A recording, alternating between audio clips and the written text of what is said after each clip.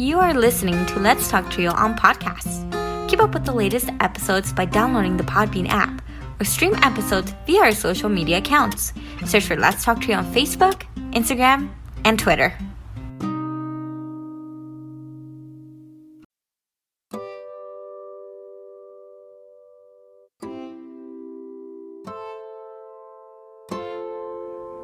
This podcast episode is brought to you by Longsdale Publishing.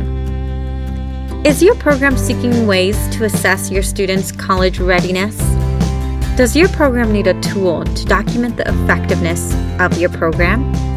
Longsdale Publishing is excited to offer the Strategic Learning Assessment, a 20-minute online assessment that provides recommendations and strategies to improve academic performance across 11 learning areas: communication, critical thinking, effective learning strategies, focus and concentration, growth mindset, persistence, seeking help, sense of belonging, stress management, test preparation, and time management.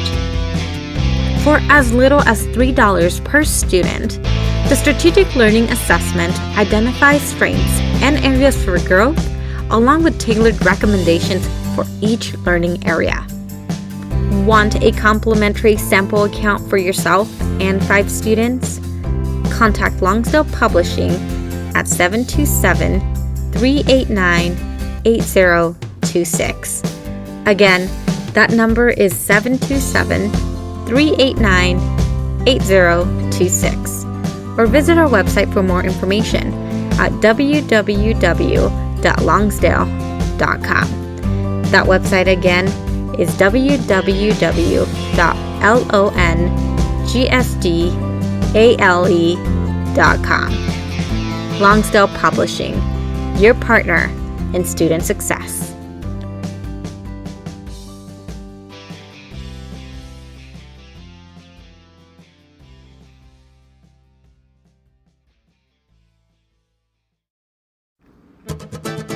Are you seeking guidance to enhance your TRIO project's effectiveness and success? Look no further. Nosotros Education Center, NEC, is here to empower your TRIO project with expert consulting services. NEC's mission is to promote the effectiveness and impact of TRIO programs. Since 2003, NEC has specialized in providing professional development and in-service staff trainings, allowable cost services, for TRIO projects across the country. The team at NEC, with over 60 years of combined TRIO experience, offers customized workshops and seminars for project staff, compliance assessments, external evaluations, working on and submitting APRs, database customization and training, developments of policies and procedures manuals, and project implementation or reorganization services. Additionally, NEC has secured over $774 million in federal funding with a 92% success rate through their live and on-demand proposal workshops, assistance with data collection and review, detailed technical reviews, and comprehensive proposal development services. Join the hundreds of colleges, agencies, and TRIO projects across the country who benefited from NEC's expertise. Nosotros Education Center, your partner in TRIO's project success. Visit their website at nosotros.edu.org. Again, that's nosotros.edu.org.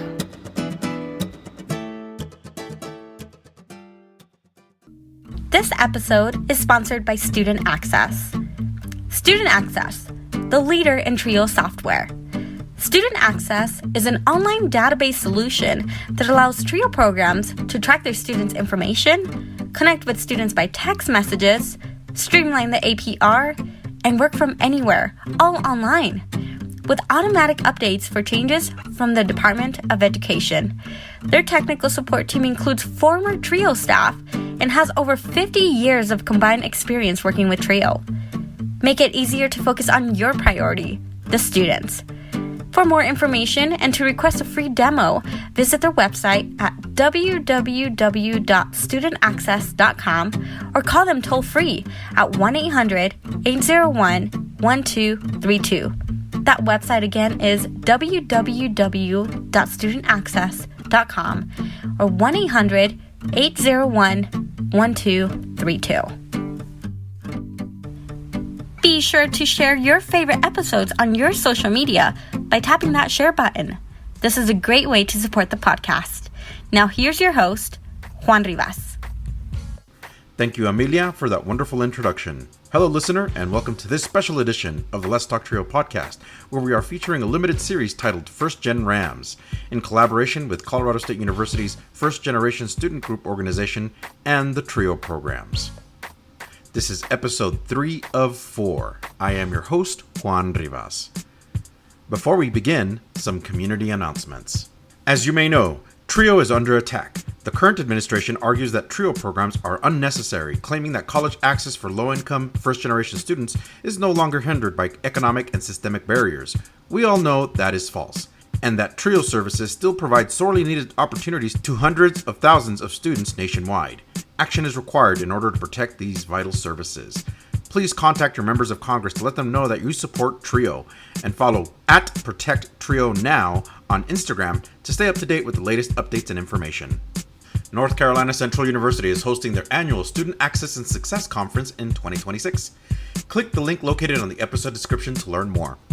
A big thanks to our corporate sponsors: Student Access, Longsdale Publishing, Nosotros Education Center, TrioJoblist.com, and a special thanks to the Trio Store for their support of the First Generation Celebration event happening Friday, November 7th. Remember to visit thetriostore.com, your source for Trio graduation stoles. A warm thanks to our individual supporters: Dr. Jamie Motley, Dr. Ryan Barone, Dr. Jeff Nepute, Angelica Vialpando, Angelica Valdez, Rosario Riley, Felicia Rivera, Jeff Calden, Eric Lamaster, and Jaded Electronics. My next first-generation guest is Janeth Gurrola, a fourth-year student at Colorado State University. Janeth is on the podcast to share her experience as a first-gen student at CSU. So sit back, relax, and enjoy this episode. Hi, Trio Nation. My guest on this podcast in this special series is Janeth Gurrola, who is here. She is a fourth-year Colorado State University student studying biomedical sciences. Janeth, welcome to the podcast. Thank you for having me. So, can you tell us a little bit about yourself and some of the experiences you've had as a first-generation student at CSU? Yeah, like you said, I'm a fourth-year biomedical science major with a concentration of anatomy and physiology. I'm a first-gen student, and I love to snowboard. You love to Yeah, we were talking about you loving snowboarding, and it kind of just had us have the discussion about, like, what would a beginner need to know, or beginners need to really get used to skiing and snowboarding. You said falling is part of it. Yes. If you're not falling, then you're not learning, and you have to take risks with snowboarding. So, I love that. There's like a theme, or at least some interconnectedness being a first-generation student and snowboarding, right? That you have to take risks. Yeah. Falling will be part of the process, but that's how we learn, and asking for help will be part of that, right? Yeah. So tell us a little bit about your experience at Colorado State University. Being a first-generation student, what does that mean to you? I'm not gonna lie. The first year was really difficult being away from my family. And also I had to make my own path since no one else in my family knew much about college, and I had to learn that myself. But so far in Colorado State, they've had a lot of resources for first-gen students where I could learn, or they could help me with it. And also, my family support me in their own way. That's awesome. What are some of the challenges that first-generation students face typically going into college? It's usually,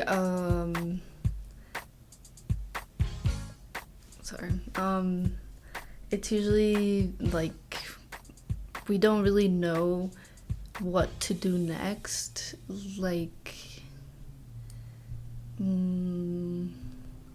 Because it's all new to us. So I feel like for me personally, I wasn't sure what I was going to do with college. I knew I wanted to do STEM major, and I knew I wanted like to go into a medical field, but I didn't know how to get there.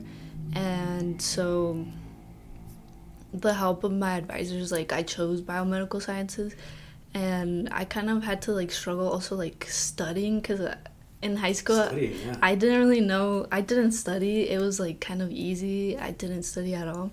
But then I got to high school, to college, and I was like, oh, I have to study or else I'm not gonna pass. So part of it sounds like was finding out who you can ask for help. Yeah. And the other part is adapting to a new academic strategy. Yes, Wow. definitely. Awesome. As a first generation student navigating the experience at CSU, how have you found your voice, or how have you been able to advocate for yourself as a first gen student? I'd say joining first gen, the student org FGSO, really helped.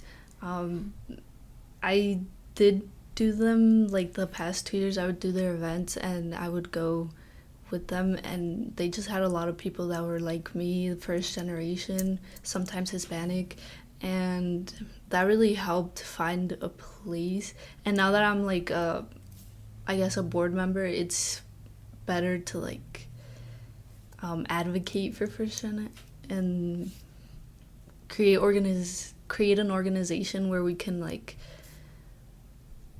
make it essentially easier for first gen students. That's awesome.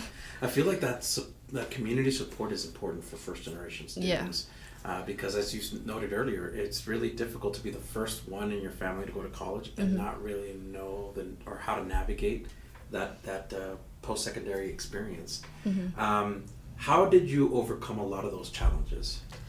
It was difficult at first, and I would say I did struggle mentally. Like I was struggling with depression and anxiety, but I did get help from a therapist. That was the first step for me. And then like I guess advocating for yourself with other people that are close to you, that helps too, and they can be very helpful since they're close to you, so you know they care about you and they show that, so it helps with your mental health. Absolutely. And, yeah. So for a lot of first generation students, whether they're struggling academically or adapting to campus, in your experience, at what point did you finally say, I'm going to ask for help, or I'm going to advocate for myself? Like where did that inner voice come from for you? It did take me a while, because I'm not the sort of person to ask for help, but I think it was my second year when my classes started to get harder. I was like, yeah, I can't do this by myself, like I need help. So that's when I started reaching out to professors, and my advisor, and yeah, people around me. That's wonderful. And now, this being your final year at CSU, we were talking about earlier how it still doesn't feel real, right? That you're about to graduate next semester. What are some things that you're doing to like mentally prepare yourself for graduation and maybe moving on from this? It's very difficult, because right now I think I'm mostly focusing on my classes and passing, getting to graduation. But I'm also thinking about like what I have to do after. So I'm like planning my time wisely. I guess I'm delegating. I don't think that's the right word, but I'm like scheduling my time wisely, because I have to focus on homework, and then I have clubs. I also have like to work. Wow. But I have to set time aside to like think about the future as well. And so far I think I've only like researched schools that I might go to after. Oh wow, so you're thinking of going to get a master's degree or a doctorate degree?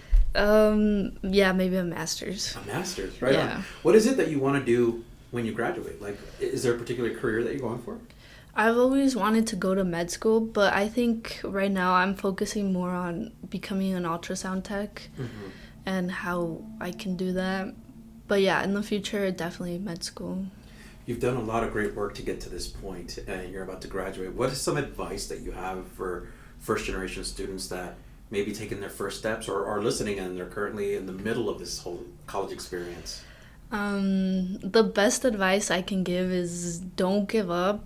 Obviously, like, I know sometimes it's really easy to just think you can't do it, but never give up, because you can find the motivation to get to where you want to. So yeah, I'd say don't give up, persevere. All right, Yeah. I like that. The theme of perseverance absolutely resonates with a lot of first generation students, because it's like, we'll find a way, right? Even if we don't have the answers, it's going to be, we need to find a way to do it. Yeah.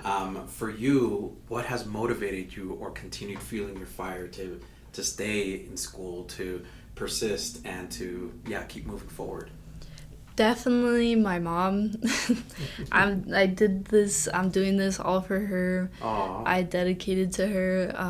She's my biggest supporter, my number one fan. But also my friends, they support me a lot. And I also have to think about myself. Like, I've made it this far, and I just have to keep going. Awesome. Thinking of the first generation student group that you have here on campus, you said you serve as one of the members of the board. Yeah.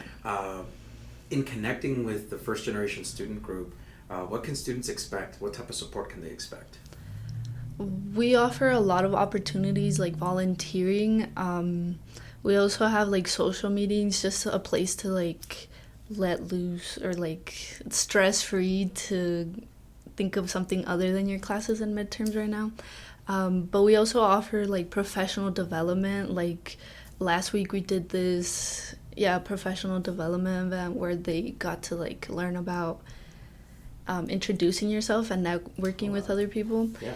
Because it leads up to our next event where we're doing like an induction and a networking event where they can all like find a professional connection.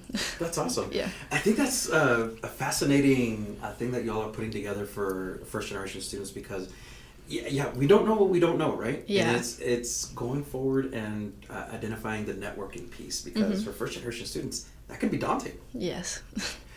Is networking something that you hope that will not only be able to educate with your current group, but also something that you'll carry forward with yourself? Yeah, it's such an important skill to be able to network with people.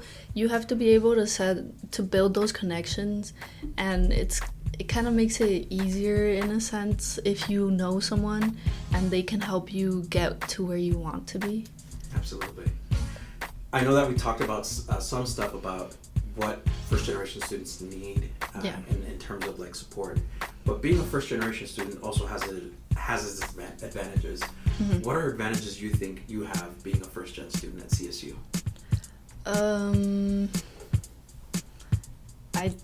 Some advantages would be like it was easier to get a scholarship for first gen, for being a first gen student. And also, I think it's also easier to find support because there's a lot of support for first gen students.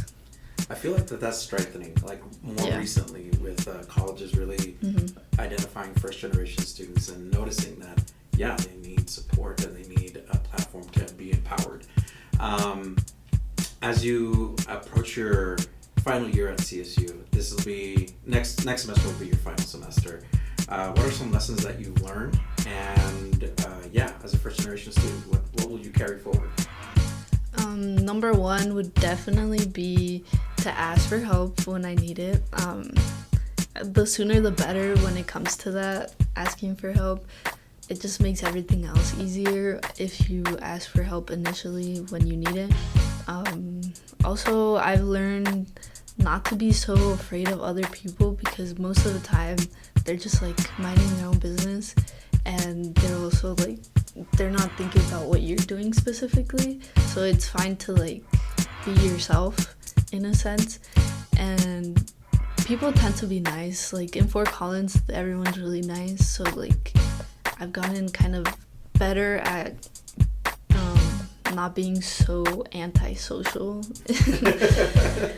That's like a perception for first generation students, right? Like they could be like, "Why are you so antisocial?" I'm like, I know. I'm just observant. Yes. I do like to observe, but it's also like I need to get out there if I want to make these connections. As we wrap up this podcast, I've asked every guest so far about, is there a quote, motto, or a thing that you live by, a statement that you live by, that you swear like it's worked for you and it's something that you hold dearly? That's such a good question. And it's like, you're doubting yourself again. Stop that. I live by that. Stop it and keep going. Yeah. All right. Well, Janeth, can you reintroduce yourself and we can sign off? Yeah, I'm Janeth Gurrola, 4th year biomedical science with a concentration of anatomy and physiology, and I'm the secretary for First Gen Student Org. Wonderful. Thank you so much for stopping by. Yeah, no problem. Are you a participant, alum, or staff of a TRIO program? Do you want your program highlighted? You or your program could be featured in an upcoming episode of Let's Talk TRIO. Get a hold of us by going to our Facebook page or Instagram and send us a direct message. Search for Let's Talk TRIO. We want to get your story to the public. That was my guest, Janeth Gurrola, a 4th year student at Colorado State University. Thank you, Janeth, for being on the podcast and sharing your first gen story. I'd like to take a moment to thank our honorary members of the Let's Talk TRIO podcast, Tony Ho, Roderick Chambers, Scott Kendall, and Susan Cramp. The Let's Talk TRIO podcast team is John Russell, audio engineer, music composer and performer, and post-production editor. Amelia Castañeda, script supervisor, social media manager, marketing manager, and producer. Juan Rivas, executive producer and host. Follow the Let's Talk TRIO podcast on Instagram, Facebook, and YouTube. Thank you all so much for listening, and we will catch you on the next episode.